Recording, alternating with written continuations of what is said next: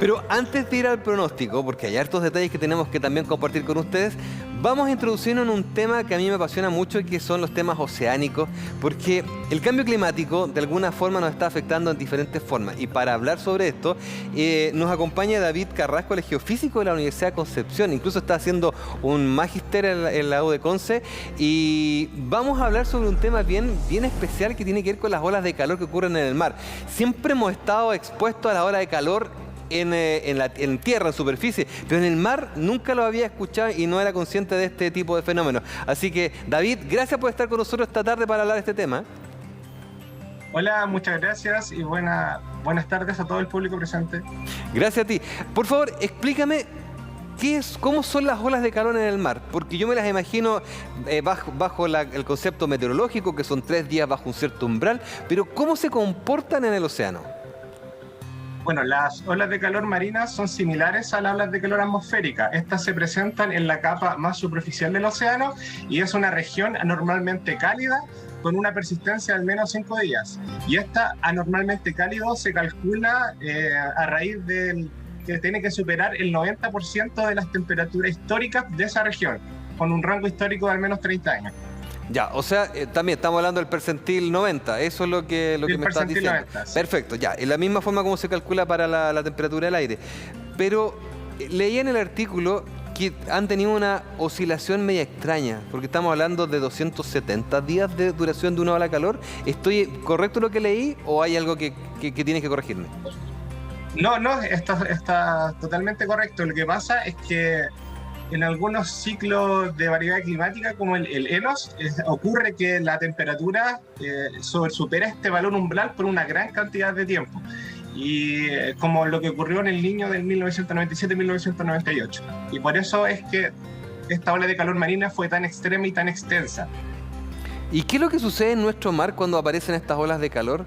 Porque yo me imagino corrientes Humboldt o surgencias, aguas frías, pero cuando tenemos estas olas de calor, ¿a qué temperatura estamos hablando que llega, por ejemplo, la zona central? ¿Y cuáles son las consecuencias que vemos, ya sea en la vegetación o quizás en las especies que nos están acompañando?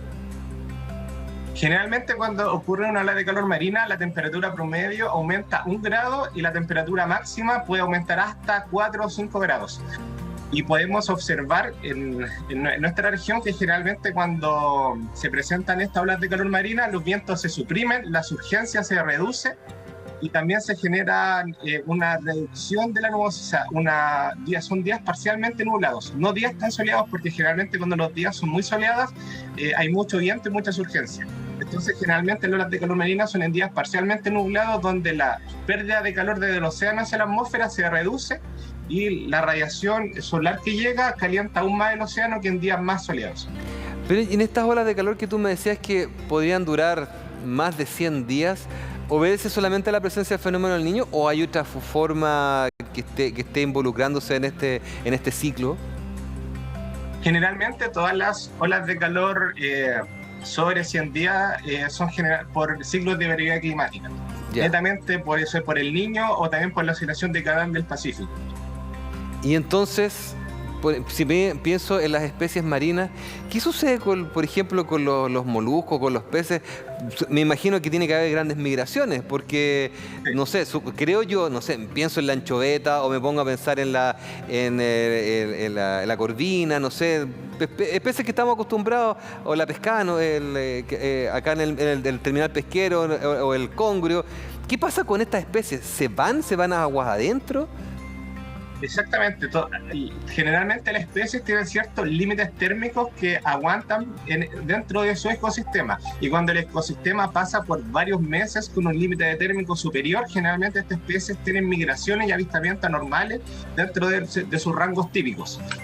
Y también otras cosas que pueden pasar son floraciones de algas nocivas, donde estas especies también pueden verse reducidas su biomasa o perjudicadas por este tipo de fenómenos. Y una pregunta muy cortita, porque para variar se nos acabó el tiempo. Como te decía al principio, estos 10 minutos pasan volando, es muy entretenido el tema. Sí. ¿Qué es lo que se espera hacia el futuro con respecto a estas olas de calor? ¿Deberían ser más presentes? ¿Deberían de estar más con nosotros? Generalmente todos los estudios de predicciones de calentamiento global de tendencia a largo plazo, se espera que esta aumenten varias decenas de veces de aquí a finales de siglo. Eso, y también que se aumente la extensión e intensidad de estos eventos. Oye, qué interesante, buenísimo. David, de verdad, me dejaste con muchas dudas, así que en algún momento ojalá poder escucharnos nuevamente para conversar sobre este tema que de verdad, lo que provoca el ENOS en nuestras latitudes, de verdad, para nosotros meteorólogos de verdad es apasionante. Sí, me imagino para usted geofísico y más encima estudiando oceanografía. Así que desde ya te dejo la invitación y gracias, David, por haber estado nuevamente acá en nuestro programa esta tarde. Muchas gracias a ti, Eduardo. Vale, nos vemos. Que estés muy bien.